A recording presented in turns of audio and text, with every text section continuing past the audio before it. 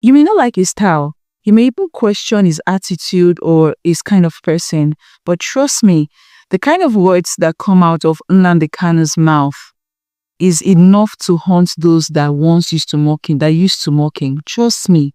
Most Igbos call him the prophet of our time. Listen to this video and you attest to it.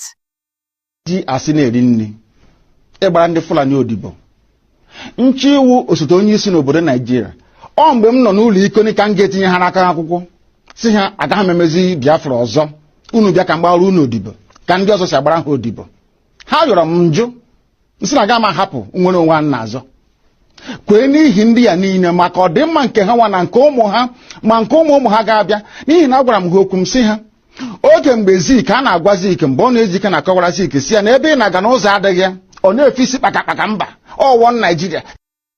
Even some of his loudest critics now quietly agree with him because love him or hate him, his truth is always aging like fine wine. Ka ị gaa n'ihu lekwa ọnọdụ anyị n'ụbọchị nke taa na-akọwakwara ndị ya sị ha ihe Zik mere mgbe mbụ tinye anyị n'ụmị anyị nọ n'ime ya n'ụbọchị nke taa ọkwa ihe unu na-eme kedu ụzọ nwanne Nnamdi Kanu si na-eme ya na-emeju ya unu kọwara m ka m ghọta na m sị ma unu arụghị ogwe nke abụọ gafere River Niger na unu ga-arụ okporo ụzọ unu ga-emezi ebe niile ebe ụmụaka na-agụ akwụkwọ ọ ga-emezi emezi ọma mma ụlọ ọgwụ a ga-arụzi ya arụzi a ga-enwe ọkụ mmiri ga na-agba ọ ga-adịrị onye ihu na mma dịrị onye azụ na mma kedu ụzọ m si mejọ ndị dị etu a asị m na ụzọ m si na-eme ya na ọ dịghị mma njọ ha sị ya mbụ ngwa agha onye m gbara egbe onye m gburu mma onye m gbara ụta akwa sọsọ ozi ọma Chineke si mgbasa.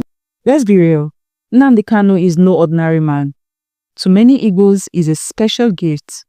To many, he's a prophet of our time. A voice that refused to be silenced in the face of power. But then, my people, I came across this particular comment online, and it stopped me for a moment. This Onishi person said, Nnamdi Kanu is a disaster to Igbos, and it shall never be well with him for introducing IPOB. He brainwashed gullible people with fake Biafran dreams just to enrich himself. Could that be true?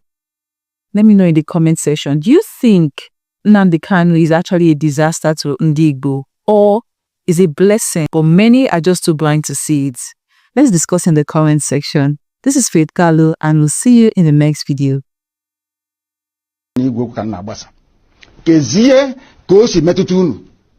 Ọ bụ gịnị mere unu na-asị ka akpọta Nnamdi Kanu ka egbuo ya ọhaneze na ndị gọvanọ ọkwa na gịnị mere ndị herdsmen na-egbusi ndị mmadụ n'ugwu Awụsa ndị gọvanọ ha n'ugwu Awụsa kpọbere ka abịa gbusie ha inu anunugo na onwe onye na-achị ugwu Awụsa gọvanọ pụtara sị ka egbusie ndị herdsmen unu anunugo na onwe onye Yoruba pụtara sị ka egbusie ndị OPC ọgwụ na sọsọ ndị Igbo n'ihi na unu na-agba leka kunu ga-agbara ndị Fulani odibo onye pụta sị ka agbara Fulani odibo onye nsị na mụ abụọ Nnamdi Kanu aga ma agbara Fulani odibo ha nwere ha kwesịrị gbara mụ odibo onye na-esere mụ na ha gaa n'ugwu Awụsa ndị ha na-akpọrọ isi n'ala na-ajụ ha unu na ebe a Nnamdi Kanu ọ pụtakwa n'ụbọchị one unu hapịa ọ na-akpagharị ebe niile ego a na-enyekwa ya ọzọ onye ahụ otiri mkpu bịa ọ gaa na BBC Igbo na-akọrọ ha aka m esokwa ya aka ọkwụ